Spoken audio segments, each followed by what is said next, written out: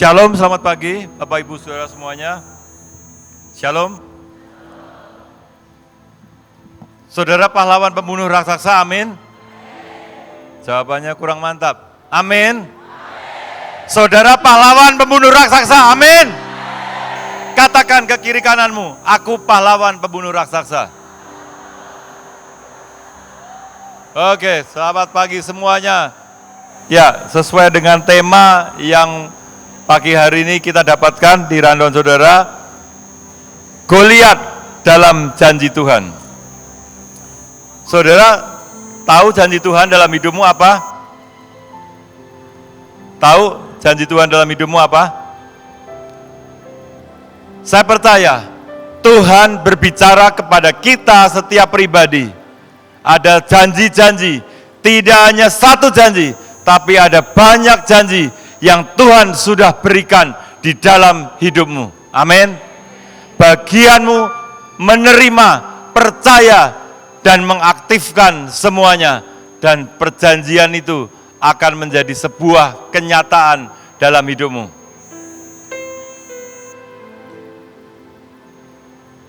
Janji Tuhan itu tertulis, yang secara umum tertulis di dalam Alkitabmu, Alkitab buku maksudnya, bukan Alkitab. Itu semuanya isinya adalah janji Tuhan. Ada yang menghitung jumlahnya sampai 3.500, tapi ada yang menghitung lagi 5.000, ada yang menghitung lagi 7.000. Tapi kita percaya semua itu adalah janji Tuhan yang berlaku buat kita orang-orang percaya. Amin. Tapi ada janji Tuhan yang sifatnya adalah tidak umum, sifatnya pribadi, yaitu yang sering kita katakan rema. Rema ketika saudara membaca firman, yang semua orang juga baca setiap hari, setiap pagi, ada ayat yang tiba-tiba itu berbicara kepada Musa pribadi. Itu janji Tuhan. Dan kau pegang itu, kau percaya itu, maka itu akan jadi dalam hidupmu. Kalau saudara terima rema, jangan saudara hanya diam dan hanya berkata amin. Tapi saudara harus antusias dan mengatakan, biar itu jadi dalam hidupmu. Dan saudara percaya itu akan benar-benar terjadi. Biasanya ketika saudara menghadapi satu masalah, suatu pergumulan, muncul rema itu. Atau ada doa-doa yang naik, saudara naikkan, dan firman itu menjawab. Tapi ada lagi yang bersifat lebih khusus lagi. Dan ini tidak kepada setiap orang. Tuhan bicara secara pribadi. Banyak orang berkata, enggak mungkinlah Tuhan bicara secara pribadi. Kalau saudara enggak mengalami, saudara rugi. Karena itu pengalaman pribadi bersama Tuhan, saudara bisa dengar suara Tuhan. Saudara bisa menangkap setiap janji Tuhan secara pribadi. Amin. Dalam hal ini bangsa Israel, ketika Tuhan membawa mereka keluar dari tanah perbudakan di Mesir, Tuhan menjanjikan akan memberikan sebuah negeri yang sangat luar biasa, yang berlimpah susu dan madu.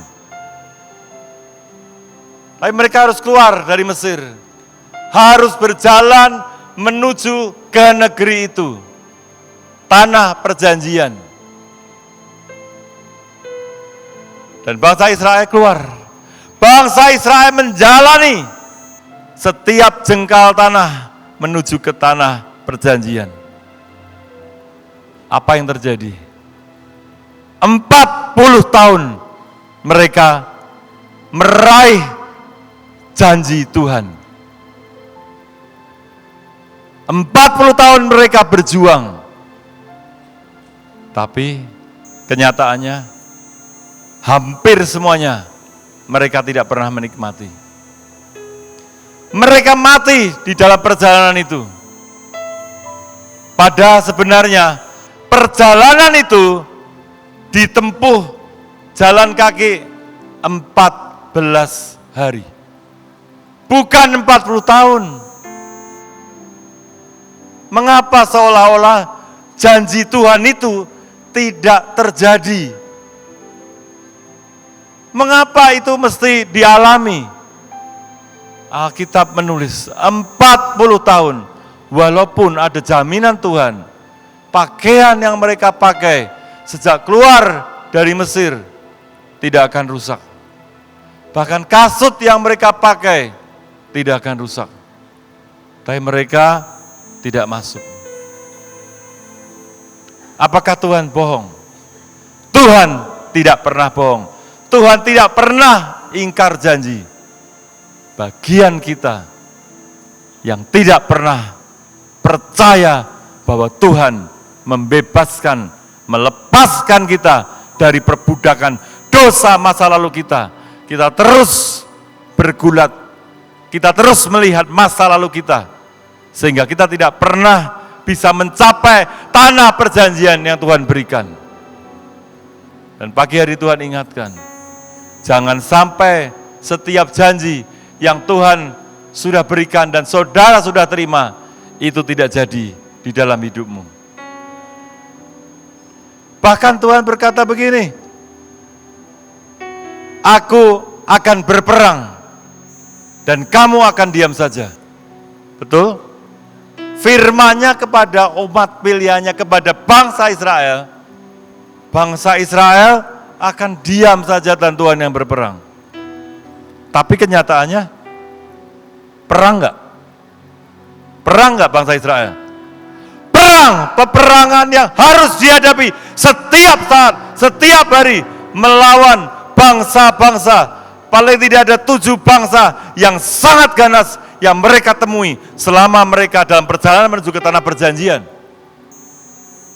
Tuhan izinkan terjadi, Tuhan biarkan, tapi ada jaminan kemenangan setiap kali mereka perang dan mereka mengandalkan Tuhan. Mereka tanya kepada Tuhan, ada jaminan kemenangan yang Tuhan berikan di dalam hidup bangsa Israel.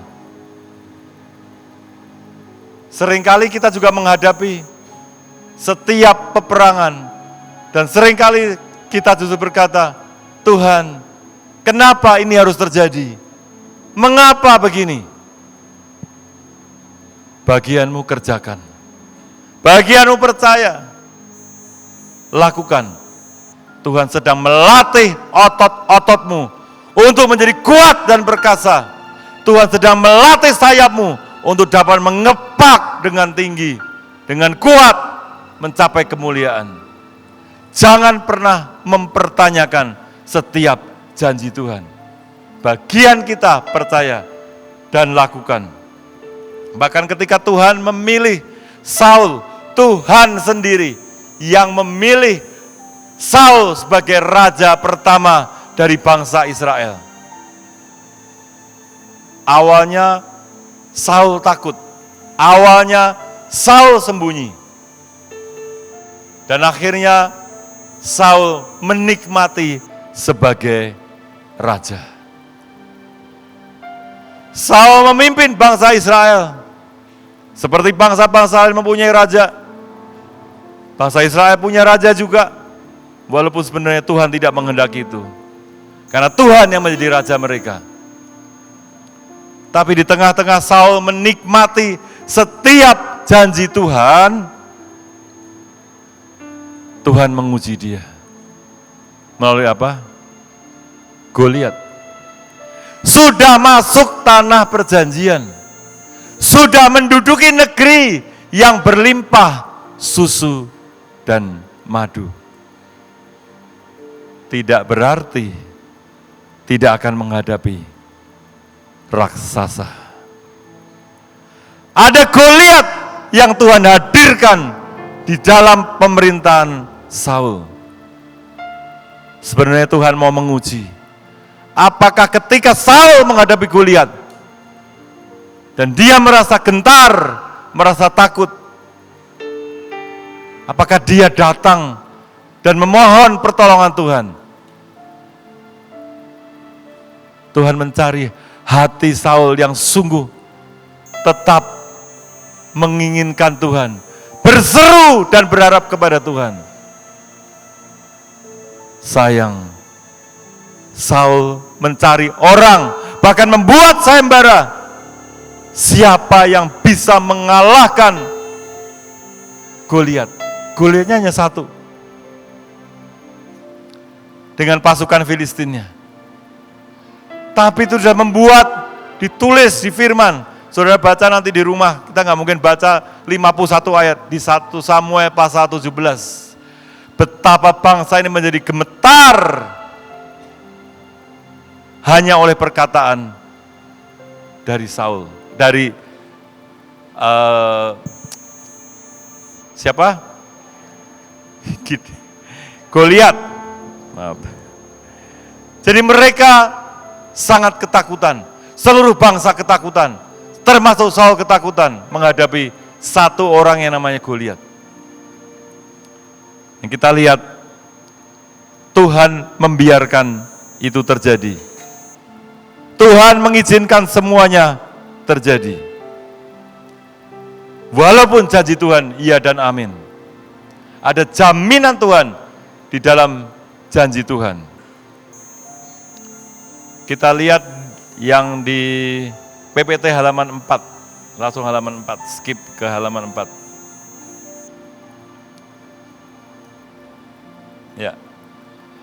Goliat menentang tentara Israel dan pertempuran Daud dan Goliat. Goliat itu artinya ada 3. Paling tidak ada 3, mungkin lebih. Yang pertama, soothsayer atau tukang ramal. Dia selalu disertai dengan kuasa-kuasa kegelapan. Dalam perjalanan hidup kita, seringkali ada roh-roh peramal seperti spirit Goliat yang mencoba mempengaruhi hidup kita. Bahkan beberapa orang mungkin mempercayai, orang-orang, saya dari Jawa, itu sangat kental dengan ramalan-ramalan, dengan primbon-primbon. Nenek saya ikut Tuhan, percaya Tuhan. Tapi ketika mengalami masalah, dia datang ke tukang ramal, minta diramal. Saya pernah sakit dan dibawa ke tukang ramal. Spirit Goliat mencoba masuk dalam hidupmu. Soothsayer. Yang kedua, sorcerer, yaitu tukang sihir. Ada tukang sihir yang akan begitu mudah mempengaruhimu, menyihir dengan kekuatannya. Kalau kita tidak benar-benar percaya Tuhan yang pegang hidup kita. Ada exile yang artinya diasingkan. Goliat, spirit Goliat berusaha membuat kita diasingkan, terpisah hubungan kita dengan Tuhan, sehingga kita menjadi lonely, sehingga kita menjadi orang yang merasa kesepian dan sendiri. Itu spirit yang ditebarkan oleh Goliat. Yang berikutnya dikatakan di 1 Samuel 17 ayat 11, ketika Saul, raja Israel, dan segenap orang Israel mendengar perkataan orang Filistin itu, maka cemaslah hati mereka dan sangat ketakutan. Ada spirit kecemasan, ada spirit ketakutan yang ditimbulkan, yang membuat kita tidak mampu untuk mendengar lagi suara Tuhan, tapi lebih kuasai oleh perasaan cemas dan takut. Takut sebetulnya itu wajar. Takut itu sebetulnya sesuatu yang tidak bisa dibuat-buat, itu emosi dasar sebagai respon terhadap kondisi yang mengancam. Tapi ketakutanmu cukup 1 detik. Jangan lebih dari 1 detik. Habisi dan kebaskan semua ketakutan itu. Takut dan cemas itu kok dalam psikologi sebetulnya sama aja, antara takut dan cemas. Tapi kalau cemas itu ketakutan yang terus berkepanjangan.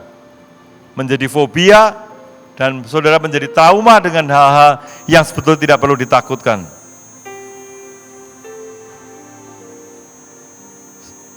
Next, langsung ke slide ke-9. Ada takut dalam bentuk yang lain. Yang pertama adalah takut gagal. Banyak orang yang masa kecilnya mengalami banyak yang tidak menyenangkan, bahkan yang sangat melukai hatinya, sangat membuat hatinya pahit. Itu menjadi trauma masa kecil. Mungkin sering dibanding-bandingkan dengan saudaranya, dengan orang lain. Wah, kamu lebih jelek, kamu lebih bodoh, adikmu lebih pintar, teman-temanmu lebih hebat, nilainya luar biasa. Dan itu terbawa. Ketika engkau menjadi dewasa, ada ketakutan untuk gagal. Saya mengalami produk itu. Mengalami hal-hal yang tidak menyenangkan dari keluarga saya, dari ayah saya. Dan saya orang yang terus dibanding-bandingkan. Dan memang saya bukan orang yang pinter alias orang yang bodoh. Bayangkan, ini waktu SD ya, setiap pelajaran matematika, saya itu nggak bisa nangkap apa-apa. Otaknya dodol. Itu 1000 tahun yang lalu. Okay. Dan pada waktu itulah, setiap kali menghadapi ulangan, udah gemetar, kaki tangan keringatan, tidak tahu apa yang harus dihadapi. Dan selalu nilai saya, telur busuk, 0. 1, do, re, mi paling. Dan suatu ketika, saya pulang, dengan membawa lembaran. Kalau zaman dulu kan pakai lembaran folio gitu ya. Nggak tahu saudara ngalamin nggak? Nilai matematika saya, ini saya juga nggak tahu. Nggak nyontek, nggak apa, dapat nilainya 7. Wah, seperti saya itu bahagianya dapat emas lah gitu ya. Jadi saya bawa pulang lembaran matematika itu yang dapat 7. Bahagianya luar biasa. Sepanjang jalan itu saya membayangkan kalau saya kasih tunjuk ke ayah saya pasti dipuji. Karena selama ini nggak pernah dipuji dan selalu dibilang, goblok kamu.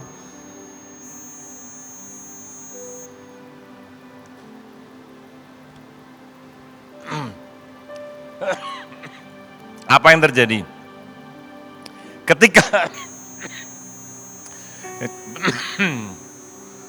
Ketika saya sampai di rumah, saya kasih lihat ke ayah saya.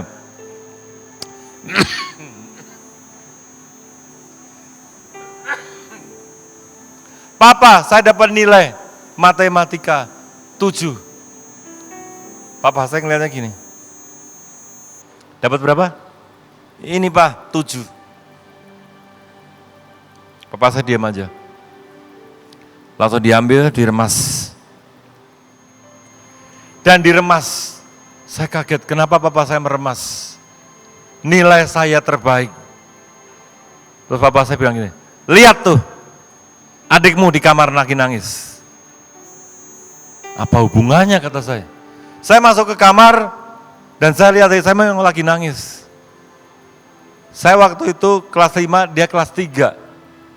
Terus saya tanya, lu kenapa nangis sih? Tuh katanya. Dia nunjuk lembar kertas ulangan, itu ulangannya matematika juga.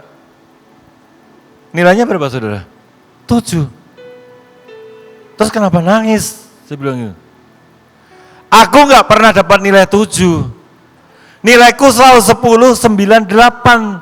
Hari ini aku dapat nilai 7, aku kecewa banget. Tuhan, saya bilang, adik saya dapat 7 begitu nangis kecewa. Saya dapat 7 bangga. Coba sampai separah itu. Parah banget kan. Jadi saya ini benar-benar kalau ingat masa lalu, trauma.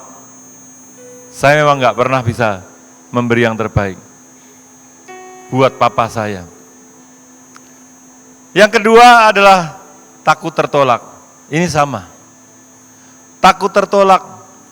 Kita sudah melakukan yang terbaik menurut kita. Dan orang hanya bilang begini, cuman kayak gitu. Anak TK juga bisa bikin. Tertolak. Itu ketakutan yang berbeda lagi. Enggak kelihatan takut, aduh takutlah lihat setan. Banyak orang di sini masih takut lihat setan. Kalau tiba-tiba saudara malam-malam gelap keluar, terus ada putih-putih, kabur.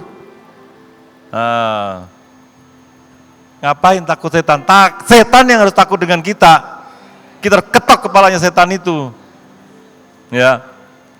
Nah, ada ketakutan yang lain itu takut disalahkan, takut dianggap bodoh, takut tidak bisa memberi yang terbaik. Itu ada. Janji Tuhan ketika saya mendapatkan jodoh dari Tuhan, jodoh yang sah dan satu-satunya, istri saya. Wah, janjinya Tuhan luar biasa. Dinubuatkan oleh hamba-hamba Tuhan besar bahwa itu jodohmu.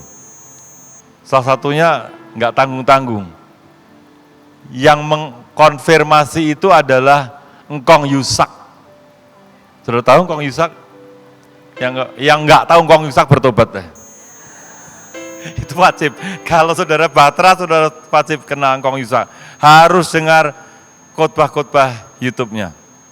Nah saudara, saya dengan sangat sukacita dan benar-benar kemanisan terjadi dalam pernikahan kami. Tapi 1 bulan, 2 bulan, 3 bulan pas. Setelah 3 bulan berubah. Dari yang manis tadi berubah menjadi dari bulan madu, menjadi bulan terseduh-seduh, menjadi bulan empedu akhirnya. Dan terjadilah terus bulan mengadu. Mengadu ke siapa? Ke orang tuanya lah.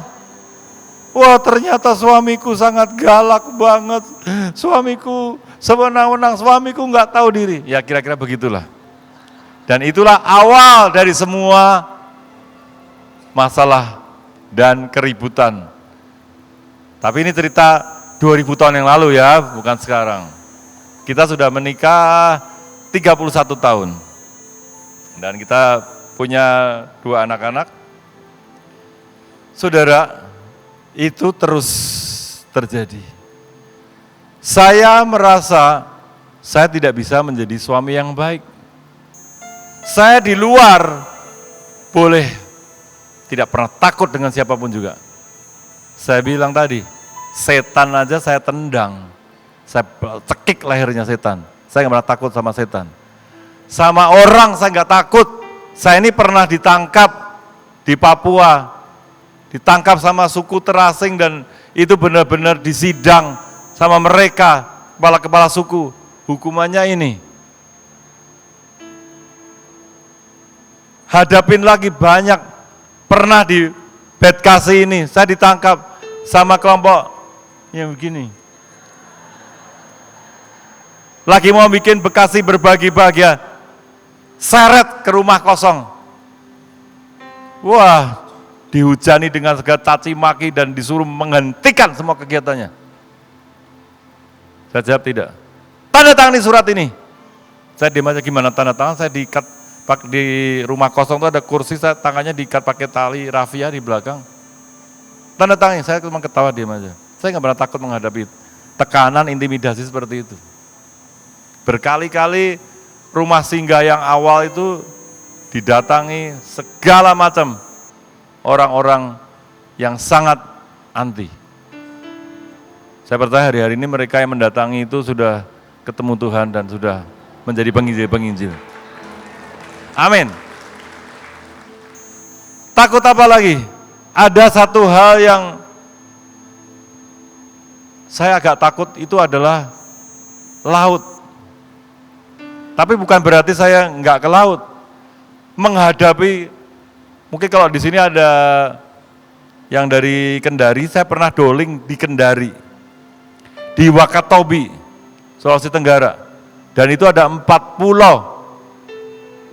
Kita doling itu naik sampan kecil. Kalau ada Pak Joner mungkin masih ingat, itu gelombangnya begini.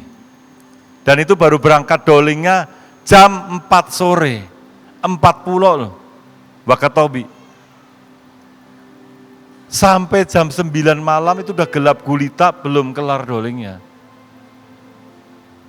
Dan tiba-tiba saya lihat, kok itu ada pohon di tengah laut ya? Kan gelap gulita, kapalnya ini enggak, sampannya ini enggak ada lampunya sama sekali, kok itu ada pohon kelapa di tengah laut ya? Pas saya lihat lagi ternyata bukan pohon kelapa, itu ombak tingginya sepohon kelapa. Hah, saya bilang, langsung dalam waktu 1 detik perahu kita bisa di atas begini, bam, turun. Itu berkali-kali. Sejujurnya saya ketakutan, aduh Tuhan, ini kalau sampai tenggelam, kalau saya ditelan lautan, ini mati yang paling enggak keren. Kalau saya mati ditangkap suku terasing, martir, keren. Tapi ini mati tenggelam di laut, jelek banget Tuhan. Walaupun doling, saya enggak mau. Saya nyanyi, di saat badai bergelora, ku akan terbang bersamamu. Teduh enggak? Enggak. Terus begini terus. Sampai tukang perahunya gini, Pak, kita pulang aja ya Pak. Saya juga enggak pernah bawa perahu malam-malam begini. Saya takut Pak, pulang aja Pak. Ya udah yuk pulang. Di perjalanan pulang juga seperti itu. Gelap gulita dan mulai gerimis dan tiba-tiba perahu begini, perahu turun ke bawah, pantat saya naik, cut, jadi terpisah. Perahu di bawah, saya di atas begini. Turun lagi sih, bem. Sakitnya luar biasa. Tapi di situ saya tahu Tuhan tetap menyertai saya. Saat itu juga saya enggak takut. Itu ujian ketakutan yang saya lewati. Udah langsung tenang banget. Dan ada doling berikutnya yang di Maluku pasti tahu namanya Pulau Lucifera atau Pulau Mopora. Waduh, itu pengalaman yang sangat berkesan, menaklukkan Pulau Lucifera atau Pulau Mopora itu. 10 menit begitu naik perahu, speedboat, mesin rusak. Mesinnya 2, diperbaiki nggak bisa, 1 mesin jalan. Itu ombaknya begini terus. Di laut lepas, di laut Banda. Berapa jam? 9 jam. Itu air masuk terus setiap saat, tapi saya tenang. Bahkan setelah selesai perang, matok, perjalanan balik, itu saya udah ngantuk banget. Itu udah sekitar jam 10 malam, di tengah ombak seperti itu, saya bisa ketiduran. Sampai teman-teman saya itu bilang gini, hei bangun, perahunya miring, kamu aja deh yang perang, saya ngantuk banget. Tidur di perahunya itu, miring-miring itu sampai 7 kali. Dan miring ya pasti tumpah, ini panjangnya kira-kira cuma 3 meter. Nggak nyampe mungkin perahunya itu. Dan air masuk terus, air masuk, ikan-ikannya ikut masuk. Dan itu benar-benar, tapi saya tahu, oh ini saya menang menghadapi. Jadi saya nggak takut apapun juga. Tapi tadi, ketakutan, takut gagal, takut ditolak, takut tidak bisa membahagiakan, itu adalah ketakutan yang saya hadapi. Itu raksasa, itu Goliat yang harus saya kalahkan. Bahkan sebenarnya ketika saya berdiri di sini, jangan saudara pikir saya tidak menghadapi Goliat. Ini Goliatnya di depan saya ini. Saya itu paling jarang bilang iya kalau diminta untuk sharing firman. Tapi ya kali ini bahkan di depan segini banyak orang, saya harus memotong Goliat saya. Harus mengalahkan Goliat yang ada di hadapan saya ini. Bukan saudara ya, Ini Goliat yang virtual, yang nggak kelihatan sama saudara. Yang mengerti, mengertilah. Ada kata-kata diintimidasi. Ayat 42 dan 44. Ketika orang Filistin itu menunjukkan pandangnya ke arah Daud, serta melihat dia, dihinanyalah Daud itu, karena ia masih muda, kemerah-merahan dan elok parasnya. Pula seorang Filistin berkata kepada Daud, hadapilah aku, maka aku akan memberikan dagingmu kepada burung-burung di udara dan kepada binatang-binatang di padang. Saudara kalau menghadapi kata-kata intimidasi, oh ini lagi masa-masa mulai ada COVID seri berikutnya, nggak tahu seri keberapa ini. Saudara jangan bilang, iya ya, aduh aku masih minum obat, aku masih nggak mau pergi-pergi dulu, nggak jadi dah, nggak jadi ikut retreat taktik, mendingan di rumah daripada ketularan, daripada nanti ketemu orang-orang, nggak ada yang pakai masker, nanti aku pulang. Stop semuanya itu. Kalau saudara masih ada pikiran di dalam otakmu, counter, paling nggak saudara lawan dengan mengcounter semua yang mengganggu pikiranmu, semua membuat hatimu cemas. Counter, jangan pernah saudara membiarkan itu, karena itu akan menjadi sarang di dalam pikiranmu.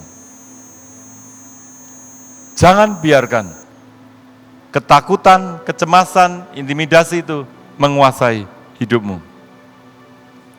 Kita baca di 1 Petrus 5 ayat 8 dan 9. Ini ayat keren. Sadarlah dan berjaga-jagalah, lawanmu si iblis berjalan keliling sama seperti singa yang mengaum-ngaum dan mencari orang yang dapat ditelannya. Lawanlah dia dengan iman yang teguh, sebab kamu tahu bahwa semua saudara-saudaramu di seluruh dunia menanggung penderitaan yang sama. Saudara tahu, iblis pakai menyebut dirinya sebagai singa juga. Kalau Tuhan kita disebut Yeshua Masiah, Lion of Judah, singa dari Yehuda, iblis pakai dirinya. Tapi dia nggak tahu diri.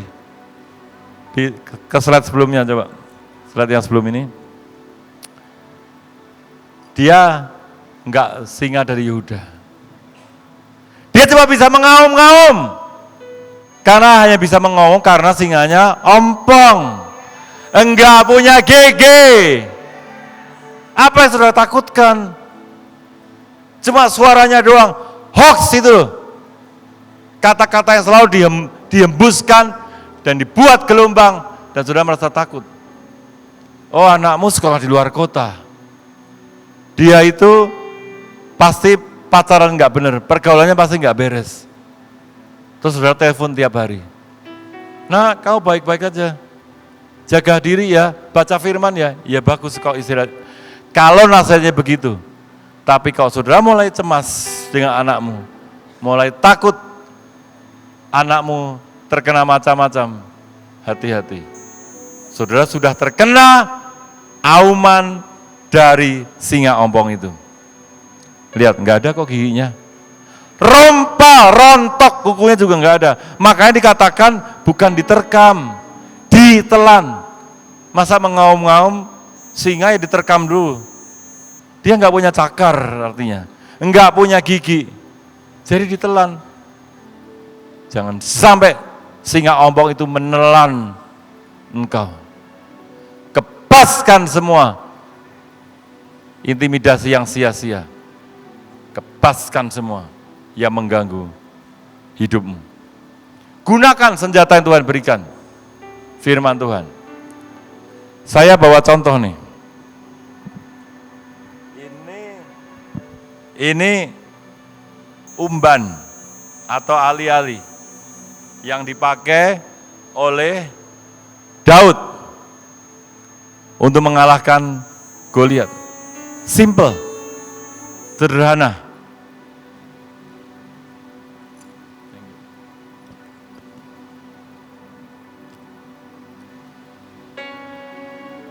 tali begini, kemudian tengahnya dikasih batu.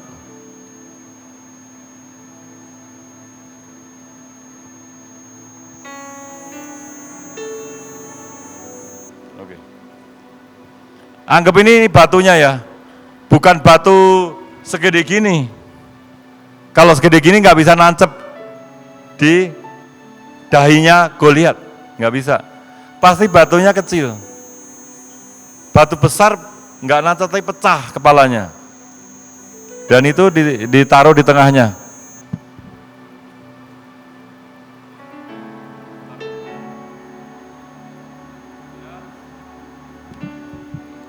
Kemudian ini diputar. Diputar begini cara pakainya.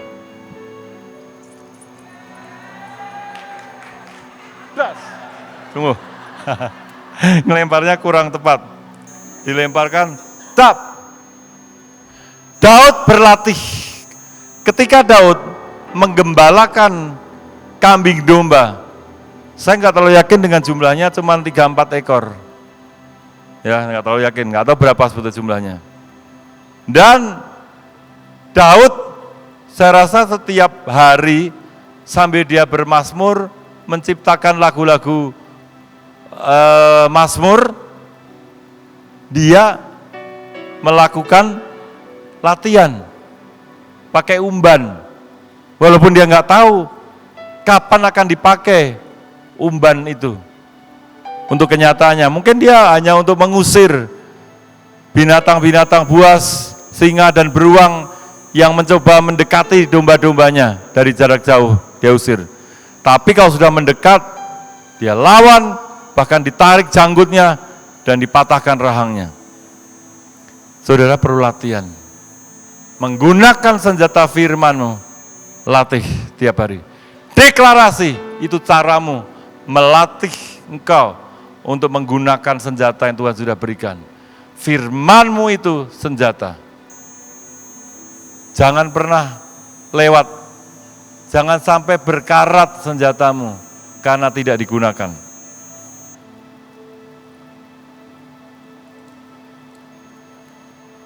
Saudara, Goliat dikalahkan bukan dengan senjata-senjata, pedang, tombak, lembing, atau apa. Goliat dikalahkan dengan senjata yang Tuhan berikan. Di ayat 45 dan 46, ini tadi yang mengcounter tadi.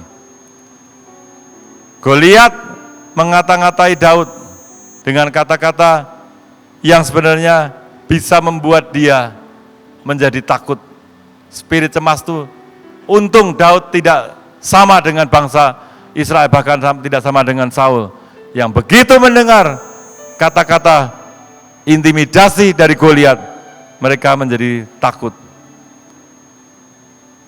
Goliat kan mengatakan, hadapilah aku, maka aku akan memberikan dagingmu kepada burung-burung di udara dan kepada binatang-binatang di padang. Daud diam enggak? Enggak. Daud mengcounter, Daud bilang begini. Tetapi Daud berkata kepada orang Filistin itu, engkau mendatangi aku dengan pedang dan tombak dan lembing. Pedang, tombak, lembing. Datangi dengan 3 itu. Tetapi aku mendatangi engkau dengan nama Tuhan semesta alam, Elohim, segala barisan Israel yang kau tantang itu. Hari ini juga Tuhan akan menyerahkan engkau ke dalam tanganku, dan aku akan mengalahkan engkau dan memenggal kepalamu dan mayat tentara orang Filistin kepada burung-burung di udara dan kepada binatang-binatang liar, supaya seluruh bumi tahu bahwa Israel mempunyai Elohim. Saudara, jangan pernah biarkan kata-kata intimidasi itu masuk ke telinga kananmu. Jangan sampai keluar di telinga kiri. Artinya apa? Masuk ke telinga kanan, keluarkan lagi dari telinga kanan. Kalau sudah keluar di telinga kiri, berarti sudah melintas di otakmu. Dan kau sudah mencerna, masuk di hatimu. Masuk ke telinga kanan, keluarkan juga langsung dari telinga kanan. Masuk ke telinga kiri, keluarkan dari telinga kiri. Jangan beri kesempatan masuk dan menguasai pikiranmu dan turun ke hatimu. Lawan balik, counter dengan firman Tuhan. Amin. Bisa kan? Pasukan Tuhan. Bisa? Bisa. Kalahkan Goliatmu. Ayat 49-50. Lalu Daud memasukkan tangannya dalam kantungnya, diambilnya sebuah batu dari dalamnya. Diumbannya, maka kenalah dahi orang Filistin itu, sehingga batu itu terbenam dalam dahinya. Dan terjunguslah ia dengan mukanya ke tanah. Demikianlah Daud mengalahkan orang Filistin itu, Goliat itu, dengan umban dan batu. Ia mengalahkan orang Filistin itu dan membunuhnya tanpa pedang di tangan. Ayat 51, Daud berlari mendapatkan orang Filistin itu, lalu berdiri di sebelahnya. Diambilnya pedangnya, pedangnya Goliat. Dihunusnya dari sarungnya, lalu menghabisi dia. Dipancungnya lah kepalanya dengan pedang itu. Ketika orang-orang Filistin melihat bahwa pahlawan mereka telah mati, maka larilah mereka. Saudara, jangan berhenti, jangan stop. Kalau musuhmu cuma mundur, cuma rebah, cuma jatuh, pastikan musuhmu harus mampus, harus mati.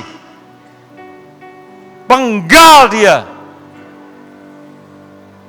Tidak ada kata kamu kembali kepada hidup masa lalumu. Semua yang iblis coba sodorkan kembali, kenikmatan masa lalu, kenikmatan dalam apapun juga. Ketika kau mengambil sikap untuk membunuh, semua iblis tawarkan, semua kenikmatan, semua kenajisan, semua pornografi, semua keminderan, semua ketertolakanmu, semua kemalasanmu, semua pemberontakanmu, jangan cukup berhenti sehari, 2 hari. Ambil pedang, potong-potong, habisi, sampai ludes, sampai binasa, sampai tidak bisa mengganggu hidupmu lagi. Jangan cukup puas dan berhenti di satu titik. Kau akan menghadapi. Saudara tahu, ini sejarahnya Goliat. Saya tambahkan sedikit. Goliat itu, kalau saya ngomongnya sudah nggak percaya, itu masih saudara dengan Daud. Goliat masih saudara dengan Daud. Bagaimana bisa saudara? Pada waktu itu di Israel dikuasai oleh Amalek. Ada seorang raja bernama Eglon. Raja ini 18 tahun menguasai, istilahnya menjajah bangsa Israel. Dan setiap tahun orang Israel datang memberikan upeti kepada Raja Eglon ini. Rajanya dikatakan di situ sangat gendut. Dan tampillah seorang hakim-hakim bernama Ehud. Ehud itu sangat cerdas sekali. Dia kidal, menggunakan tangan kirinya. Dan dia ketemu dengan Raja Eglon ini untuk kasih upeti. Masuk ke istananya. Saya harus menyampaikan upeti dan ada pesan khusus dari Tuhan. Saya harus menyampaikan kepada Raja langsung. Dan pengawal-pengawal ini memeriksa pakaiannya. biasanya orang ini taruh pedangnya di sebelah kiri. Kenapa? Supaya tangan kanannya langsung cabut pedangnya, langsung pakai. Karena Ehud Kidal, dia taruh pedangnya di kanan. Pedangnya kira-kira 45 cm. Dan diperiksalah dia ketika masuk protokoler ke istana. Diperiksa, oh aman, nggak ada pedang. Silakan menghadap raja. Dan dibilang kepada Raja Eglon, Raja, saya kasih upeti, tapi ada pesan Tuhan yang harus saya sampaikan langsung kepada Raja. Raja kasih kode, pergi semuanya, minggir. Pengawal-pengawalnya minggir, keluar dari ruangan itu. Dan Ehud mendekati Raja. Apa yang terjadi? Begitu dia bisik ke Raja, tangan kidalnya meraih pedang yang diselipkan di pangkal pahanya yang kanan. Dia tarik dan dia tusuk perut raja itu. Saking gemuknya itu lemaknya banyak, nggak bisa dicabut lagi pedangnya. Tertancap terus. Nggak ada yang lihat. Langsung dia keluar, mengunci dari luar pintu kamar raja itu, dan dia lompat ke terasnya, pergi. Pengawalnya nunggu. Ini raja mungkin buang air kecil, apa air besar, lama banget. Jadi Ehudnya udah kabur, menyelamatkan diri, mampus rajanya mati. Tapi saudara, raja itu ternyata punya 2 orang anak perempuan. Mau tahu siapa namanya? Namanya Orpa dan Rut. Mereka kakak beradik Orpa dengan Rut. Itulah yang dikawini sama Mahlon dan Kilion. Singkat cerita, Orpa tidak ikut bersama dengan Naomi, mertuanya. Orpa tinggal. Dan Rut ikut. Kelak menjadi istrinya Boas. Dan Boas kawin dengan Rut, dia punya anak Obed. Obed punya anak Isai. Isai punya anak Daud. Nah, Orpa kawin dengan siapa? Dalam Talmud itu, Orpa menikah kawin dengan Nefilin. Nefilin ini keturunan raksasa. Dalam turunnya akhirnya sampai melahirkan Goliat. Jadi kalau dari garis keturunan, Daud itu masih bersaudara dengan Goliat. Yang saya mau pesan, belum tentu, tidak selalu, tapi belum tentu orang yang ada dengan engkau, yang kamu anggap saudara, itu akan menopang pelayananmu, akan sepakat dengan engkau. Bisa itu menjadi, dalam tanda petik, musuhmu. Firman berkata, jangan bergaul dengan orang fasik. Dan kalau saudara tahu kebenaran firman itu, saudara akan memilih dengan siapa engkau bergaul, yang membawa engkau sampai ke puncak kemenangan. Habisi semua musuh-musuhmu. Jangan biarkan musuh-musuh mengganggu hidupmu. Amin saudara.